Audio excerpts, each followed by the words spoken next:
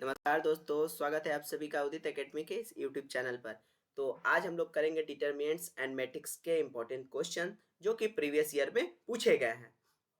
ठीक है, क्वेश्चन करने से पहले मैं बता दूं कि अगर आप प्ले स्टोर पर जाकर उदित फार्मेसी सर्च करेंगे तो हमारा एप्लीकेशन आ जाएगा और एप्लीकेशन पर मैथ के जितने भी इम्पोर्टेंट टॉपिक हैं उन सारे टॉपिक का डिटेल एक्सप्लेनेशन अवेलेबल है और ये बहुत ही अफोर्डेबल प्राइस में अवेलेबल है। ठीक है, तो आप चाहो तो वहां पर भी विजिट कर सकते हो। ठीक, तो अब आते हैं हम लोग अपने क्वेश्चंस पे।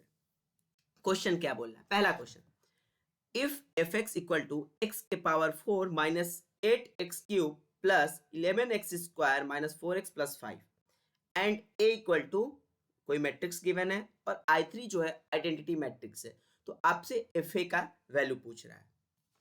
तो आप कर क्या सकते हो, या तो ए जो है यहाँ पे पुट कर दो। ठीक है, पुट करने के बाद आप जो आंसर आए करो तो वो कुछ लंबा प्रोसेस हो जाता है। तो इसके पीछे कुछ कंसेप्ट है जो कि मैं डिस्कस करूंगा। सबसे पहले देखिए, मैट्रिक्स पॉलिनोमियल क्या होता है।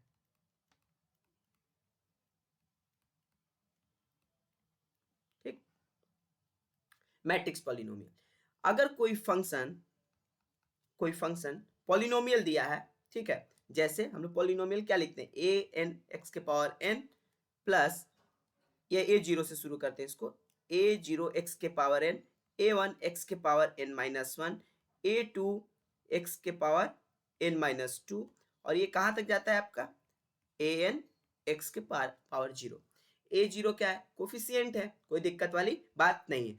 तो हम लोग मैट्रिक्स पॉलिनोमियल कैसे डिफाइन करते हैं, तो हम लोग यहाँ पे मैट्रिक्स पॉलिनोमियल डिफाइन करते हैं कि अगर कोई मैट्रिक्स ए गिवन है तो हम यहाँ वैल्यू डाल देते हैं और वो मैट्रिक्स पॉलिनोमियल इस तरीके से लिखा जाता है, ए जीरो ए के पावर में एन और ए वन ए के पावर में एन माइनस वन, और ये आपका चलता जाएगा। लास्ट में क्या आएगा, कौन सा टर्म आएगा, ए एन ए जीरो। ठीक है, तो ए जीरो बोलने का मतलब है यहाँ आइडेंटिटी मैट्रिक्स की बात कर रहा है, और ये आइडेंटिटी मैट्रिक्स किस ऑर्डर का होगा, एन ऑर्डर का होगा, तो यहाँ एन लिख दीजिए। ठीक है, तो इसको हम लोग बोलते हैं मैट्रिक्स पॉलिनोमियल। अगर ये मैट्रिक्स पॉलिनोमियल या एफ है जीरो के बराबर हो जाएगा तो ए क्या हो जाएगा, इस मैट्रिक्स पॉलिनोमियल का रूट हो जाएगा या जीरोज हो जाएगा। ठीक है, अब एक कंसेप्ट आता है, उस इस प्रॉब्लम को सॉल्व करने के लिए उस कंसेप्ट का यूज करेंगे। या तो एक उपाय है कि आप यहाँ पे ए क्या करिए, पुट कर दीजिए एक्स के जगह पे ए के पावर 4 माइनस 8a³ इस तरीके से, ए के power 4 minus 8a³ plus 11a² minus 4a plus 5i3। क्योंकि ए किस ऑर्डर का है, ए किस ऑर्डर का है, 3x3 ऑर्डर का है। ठीक है ना, ठीक समझ गए। अब लेकिन यहाँ पे एक थ्योरम आता है, उस थ्योरम का यूज करेंगे। तो सबसे पहले हम लोग देखेंगे कैरेक्टरिस्टिक्स इक्वेशन क्या होता है। ठीक है, क्या देखेंगे, कैरेक्टरिस्टिक इक्वेशन, जिसे हिंदी में बोला जाता है अभिलाक्षणिक समीकरण। ठीक है, तो उसके बारे में भी डिस्कस कर लेते हैं हम लोग।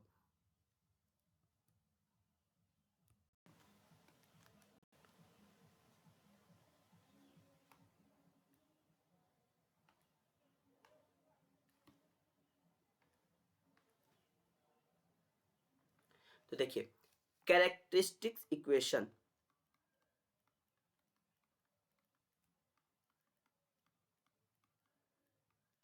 जिसे हिंदी में बोला जाता है अभिलाक्षणिक समीकरण।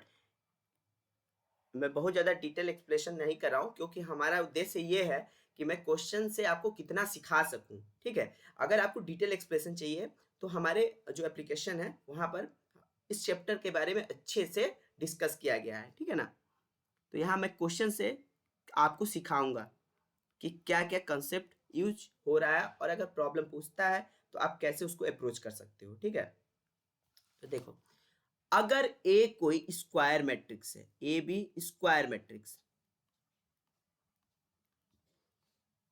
स्क्वायर मैट्रिक्स कहने का मतलब है कि जितना कॉलम हो उतना रो हो। ठीक है, या जितना रो हो उतना कॉलम। ठीक, अब कोई पॉलिनोमियल है जिसका डिटर्मिनेंट हम ले लें, देखिए स्क्वायर मैट्रिक्स में से एक्स टाइम मल्टीप्लाई कर दें इस आइडेंटिटी को और इसको ले ले 0। ये हो गया आपका कैरेक्टरिस्टिक पॉलिनोमियल। यहां मैं लिख देता हूं, ये आपका कैरेक्टरिस्टिक पॉलिनोमियल ऑफ ए हो जाएगा। कैरेक्टरिस्टिक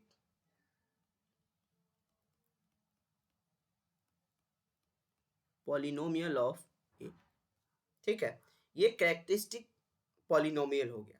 ठीक, अब इसी डिटरमिनेंट को हम लोग बोल देते हैं, अगर ये सिर्फ कैरेक्टरिस्टिक पॉलिनोमियल हो गया, इतना, ये 0 के बराबर नहीं। लेकिन जब इसको हम लोग 0 से इक्वेट कर देंगे तो ये आपका बन जाएगा कैरेक्टरिस्टिक इक्वेशन। इक्वेशन उसी को बोलते हैं कि एज एक्सप्रेशन, एल्जेब्राइक एक्सप्रेशन को जिसको 0 से क्या कर दो, इक्वेट कर दो, तो इक्वेशन बन जाता है। तो ये हो गया आपका कैरेक्टरिस्टिक इक्वेशन। मैं यहाँ CE लिख देता हूँ, ठीक है ना। अब देखो, अब यहाँ से एक क्या आता है, ये जो ये पॉलिनोमियल आएगा, जो ये इक्वेशन आएगा, जब इसको डिटरमिनेंट में हम लोग लिखेंगे तो वो किसके, सम ऑफ द रूट जो होगा वो ट्रेस के सम के बराबर होगा। कुछ इस तरीके का आएगा आपका। मान लीजिए अगर मैं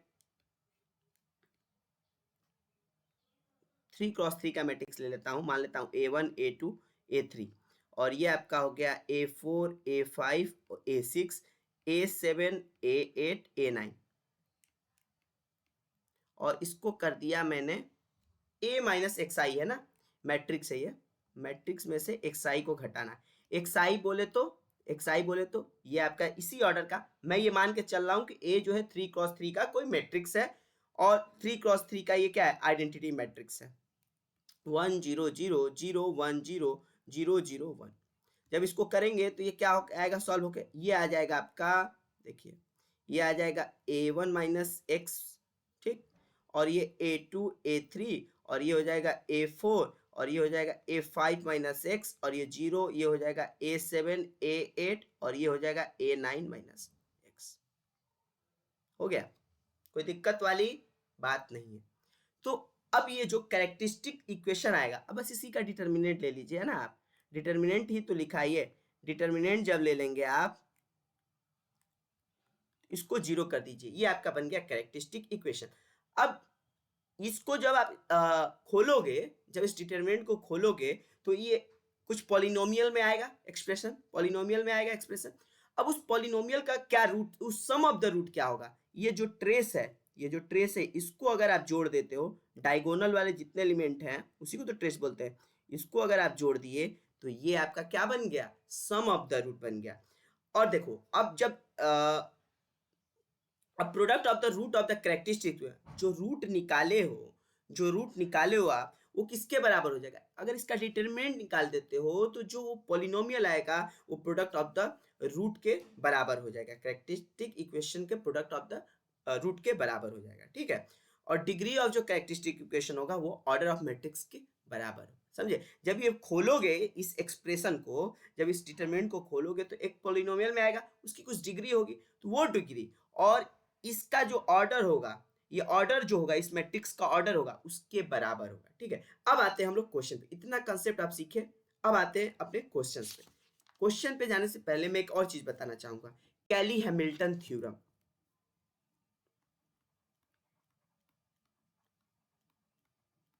कैली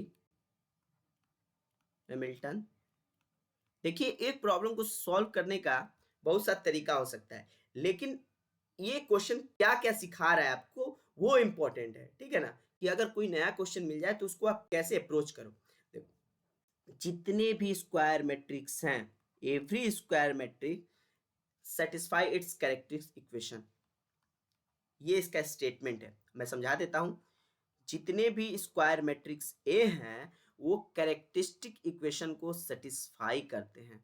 क्या करते हैं, कैरेक्टरिस्टिक इक्वेशन को सेटिस्फाई करते हैं, satisfy its CE, characteristic equation को सेटिस्फाई करते हैं।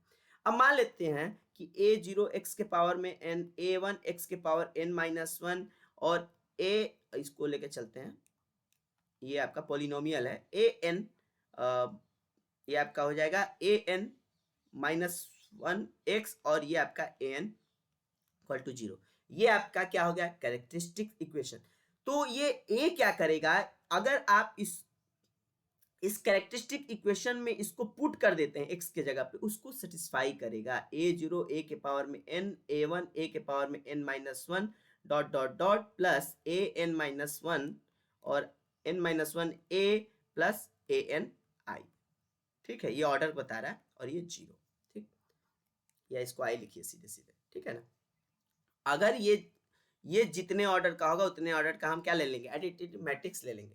तो हैमिल्टन थ्योरम क्या कहता है कि जितने भी स्क्वायर मैट्रिक्स हैं वो अपने कैरेक्टरिस्टिक इक्वेशन को सेटिस्फाई करेंगे। कैरेक्टरिस्टिक इक्वेशन क्या था, a minus x I equal to zero.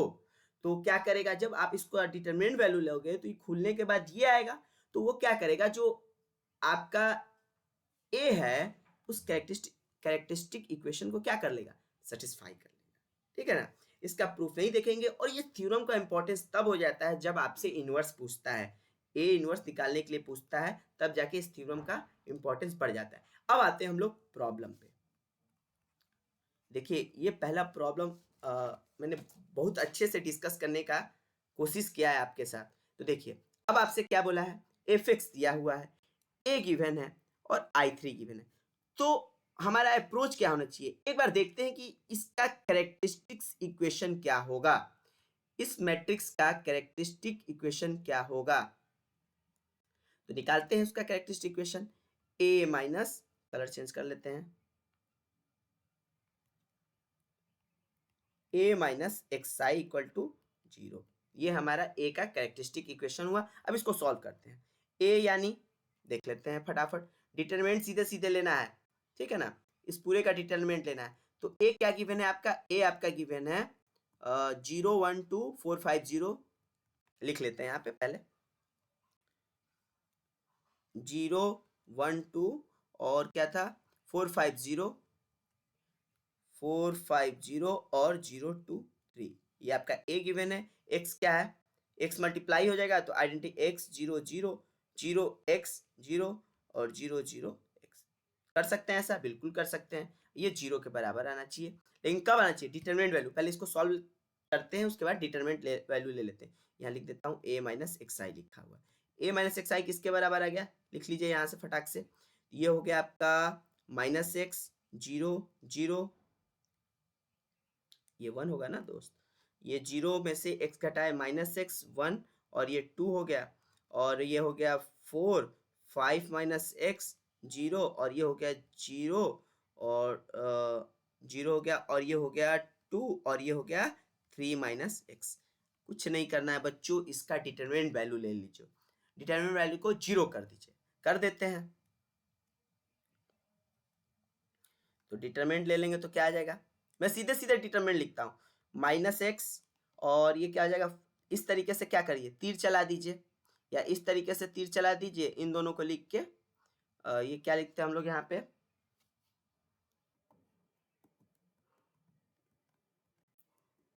तो यहाँ से या तो फिर यहाँ से ये क्या करिए, ये a1 a2 या ऐसे लिख लिया करिए। ट्रिक मैं बता रहा हूँ डिटरमिनेंट निकालने का, 1 5 माइनस एक्स और ये हो गया 2, तो तीर चलाया जाता है इस डायरेक्शन में। तो जो इस डायरेक्शन, ये मैं बताया हूँ अपने एप्लीकेशन पे, आप मैं ये पढ़ाया हूँ जब मैं डिटरमिनेंट मैट्रिक्स। तो इस तरीके से तीर चला लीजिए और फिर एक तीर इस तरीके से चला लीजिए, इस तरीके से, ठीक है ना। तो दोनों तरीके से चला सकते हो। तो उसके बाद ये वाला पॉजिटिव लेके माइनस कर दीजिएगा, लेकिन मैं यहाँ नहीं बता रहा हूँ, थोड़ा सा लंबा हो जाएगा। तो ऐसा करते हैं, सीधे सीधे निकाल लेते हैं, इसको हटा दीजिए, सीधे सीधे हम लोग सॉल्व कर लेते हैं इसको। Minus x 5 minus x into ये हो गया 3 माइनस एक्स, और ये आपका हो गया, ये 0 हो जाएगा। फिर अब इसको पकड़ेंगे हम लोग -1, तो मैंने बताया था कि 1 जिसमें जिसमें आए उसको उसको हटा दीजिए, उसका उसका भूल जाइए और ये मल्टीप्लाई कर दीजिए। तो 1 इंटू 4 इंटू 3 माइनस एक्स, और ये आपका हो गया, फिर इसको ले लेंगे। तो ये वाला ये 2 जिस रो या कॉलम में आएगा उसको क्या करेंगे, उसको ढक देंगे, उसके बाद निकाल लेंगे अपना 2 इंटू 4 4 दूनी 8।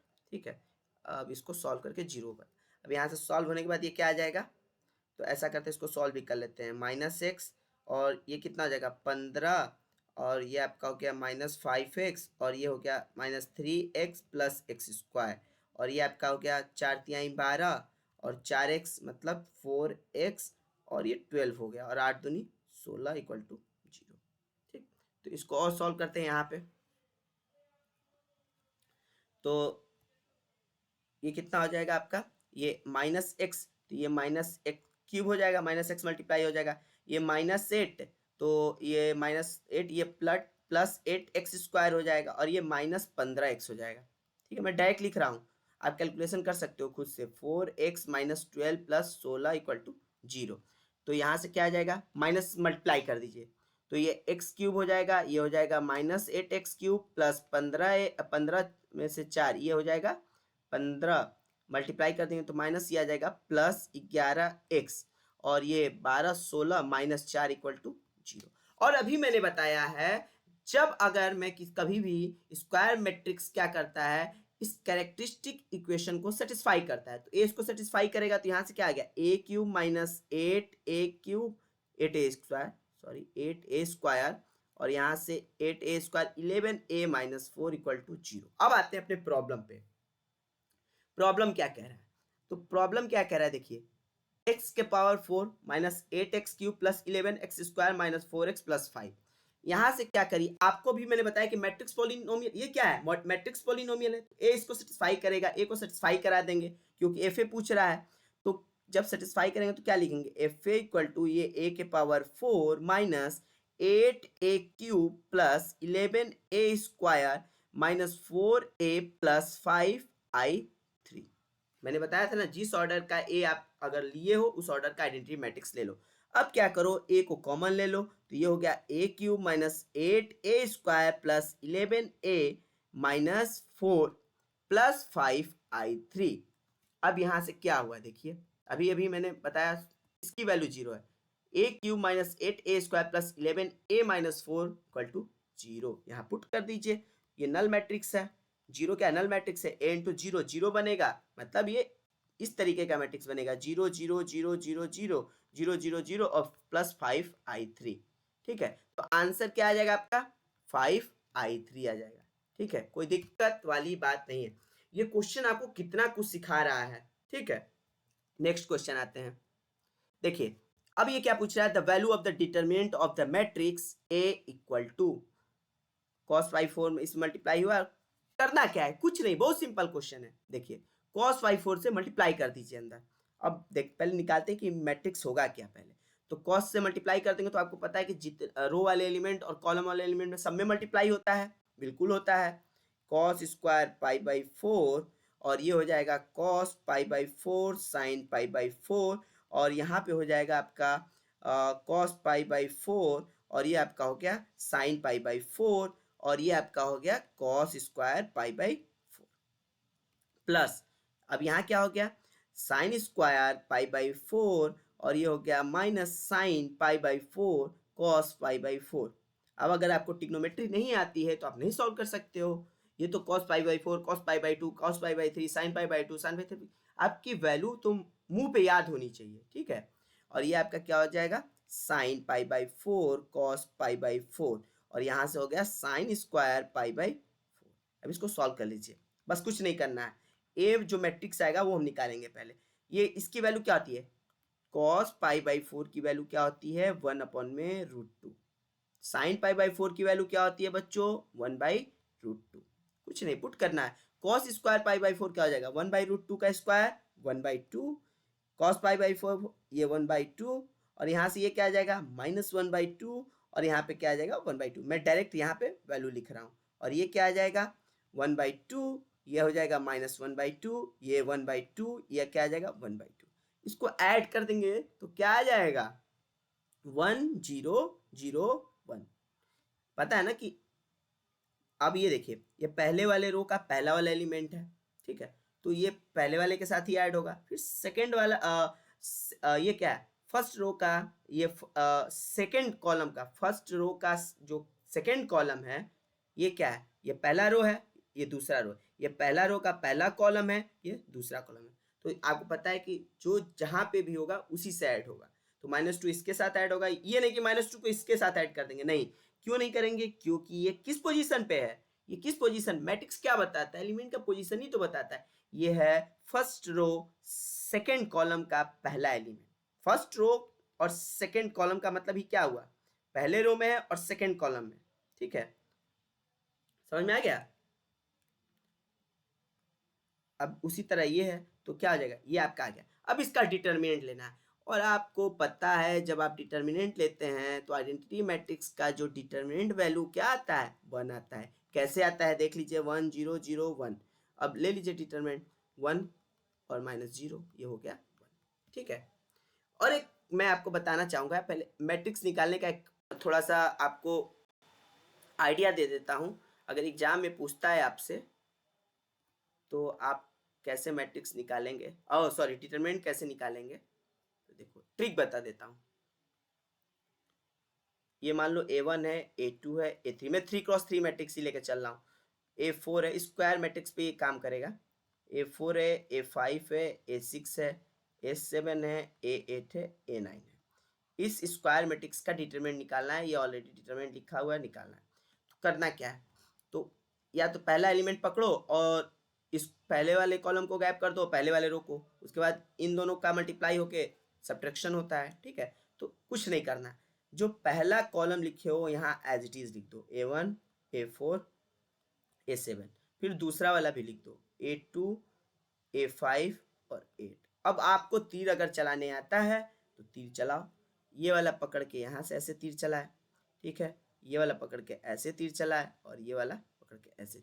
ये जो इस तरीके से तीर चल रहा है ना नीचे की तरफ, इन सब का ये आपस में इन सब का मल्टीप्लाई कर दो, A1 A5 A9 प्लस ये क्या हो जाएगा A2 A6 A7 प्लस ये क्या हो जाएगा A3 A4 A8, ये पॉजिटिव में रहेगा। माइनस कर दो, अब उल्टा तीर चलाओ, ये वाला तीर चलाओ, फिर ये वाला तीर चलाओ, फिर ये वाला, इन सबको यहाँ रख दो और माइनस कर दो, तो ये आपका रिजल्ट मिल जाएगा, ठीक है ना। ये आपका ट्रिक है, ठीक। नेक्स्ट क्वेश्चन आते हैं। देखो नेक्स्ट क्वेश्चन थोड़ा सा लेंथी क्वेश्चन है, ठीक है। तो आप लोग कोशिश करिएगा, मैं आपको एक आइडिया दे रहा हूँ आपके भलाई के लिए। अगर लगे डिटरमिनेंट और मैट्रिक्स में लगे कि ये क्वेश्चन हमसे सॉल्व नहीं हो रहा है इजली, उसको भैया हाथ जोड़ के नेक्स्ट क्वेश्चन कर लीजिएगा, क्योंकि हो सकता है वो इससे ज़्यादा आसान हो। यहाँ थोड़ा सा ये टाइम टेकिंग होता है कभी कभी। तो देखो यहाँ पे क्या अप्रोच करेंगे, यहाँ पे देखो ऑपरेशन लगाते हैं। मैंने बताया था ना कि डिटरमिनेंट में अगर जो हमारे पेड कोर्स वाले बच्चे होंगे, अगर ये वीडियो देख रहे होंगे तो उनको आइडिया होगा कि मैंने बताया था कि अगर डिटरमिनेंट में रो ऑपरेशन लगाते हैं या कॉलम ऑपरेशन लगाते हैं तो डिटरमिनेंट की वैल्यू चेंज नहीं होती है, तो हम लोग लगा सकते हैं। तो देखो इस वाले में क्या करेंगे, इसमें लगाएंगे कि R1 में क्या ऑपरेशन लगाना है कि R1 plus R2 plus R3, ठीक। तो जब इस वाले में डिटरमिनेंट में मतलब इस तरीके का ऑपरेशन लगाऊं, R1 क्या हो रहा है, R1 में हम क्या ऑपरेशन लगा रहे हैं कि R1 की जो वैल्यू आ रही है R1 plus R2 plus R3, ठीक है, लिख लेते हैं। तो लिखिए, तो देखो R1 क्या होना चाहिए, A plus B plus C minus x, ठीक। और ये क्या हो गया, two A plus C minus x, और ये क्या आपका हो गया, ये आपका हो गया ए प्लस ए और two A plus B minus x, और ये आपका हो गया सी ए माइनस एक्स, और ये हो गया ए और ये हो गया बी ए। एक मिनट, ये थोड़ा क्वेश्चन में करेक्शन है, इसको करेक्शन कर लीजिएगा। ये आपका पता है, ये आपका ये है, बताता हूँ मैं, ये बी है, ठीक है। वही मैं देख रहा था कि कहाँ गड़बड़ हो गया, बी माइनस एक्स, ठीक है, ए और ये सी माइनस एक्स, ठीक है, इसको सही कर लीजिएगा।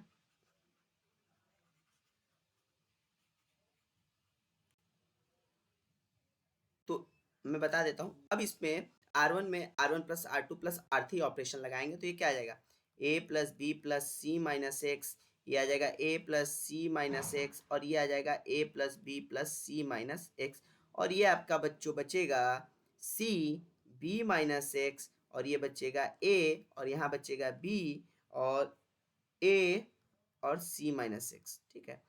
तो यह क्या, अब बताइए आपको कि कॉमन रहेगा तो निकाल लेते हैं हम लोग डिटरमिनेंट से। A plus C plus minus x, ठीक, ये बाहर निकाल लिए। अब यहाँ से क्या आ जाएगा, यहाँ से ये आपका आ गया, बचेगा क्या अंदर, 1 1 1, और ये बचेगा सी बी माइनस एक्स और ए, और बी ए सी माइनस एक्स, यही बचेगा। तो अब देखिए, अगर यहाँ पे a प्लस बी प्लस सी की वैल्यू अगर आप रख देते हो तो यहाँ से क्या आ जाएगा, 0, a प्लस बी प्लस सी 0 दिया हुआ है। ऐसा करता हूँ, ऐड करता हूँ पहले,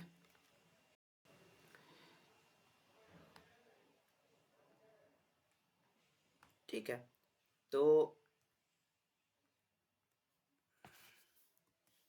a प्लस बी प्लस सी 0, ये बचेगा क्या, माइनस एक्स, और डिटरमिनेंट में बचेगा 1 1 1, और ये आपका हो जाएगा क्या था,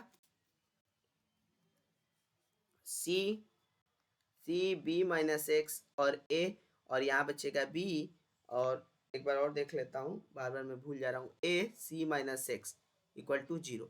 यहाँ से एक रूट आपको तो पता चल रहा है कि x इक्वल टू 0 आएगा, ठीक है। तो क्या कुछ और रूट भी आएगा क्या, ये चेक करने वाली बात है। कुछ नहीं करना है भाई, बस इसका डिटरमिनेंट निकालो और क्या कर दो, b माइनस एक्स और ये c माइनस एक्स माइनस ए स्क्वायर, डिटरमिनेंट कैसे निकालेंगे, और ये आपका हो गया 1, और ये वाला भूल जाओ, और ये हो गया सी माइनस एक्स, और फिर ये हो गया माइनस ए बी, और यहाँ से इसको और इसको भूल जाओ ऊपर वाले को, तो ये हो गया, मैं इसको सॉल्व नहीं करूँगा, A C minus B B minus x.